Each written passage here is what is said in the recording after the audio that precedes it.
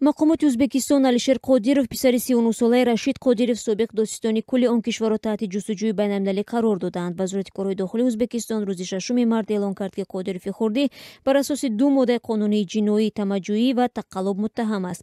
ӯ 2 ҳафта қабл чанд рӯзи пеш аз боздошти падараш Узбекистонро тарк карда буд.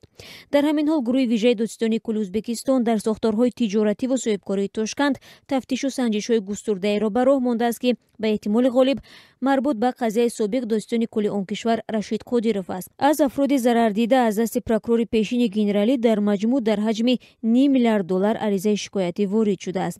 Як корманди вазорати корҳои дохилии Узбекистон, ки ба бахши узбекии радиоозодӣ дар ин бора хабар дод, гуфт ҳоло санҷиши молу мулки додситони кулли собиқ дар Инфинбанк, шабакаи тиҷоратии Флагман ва Кумитаи давлатии гумруки кишвар сурат мегирад.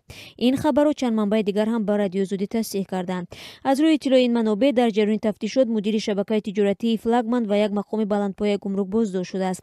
Корманди гумрук дар он муттаҳам мешавад, ки амборҳои марбут ба гумрукро дар ихтиёри тиҷоратҳои хонаводаи Қодирово қарор додааст. соҳиби Инфинбанк ба саволҳои тафтишот посух медиҳад.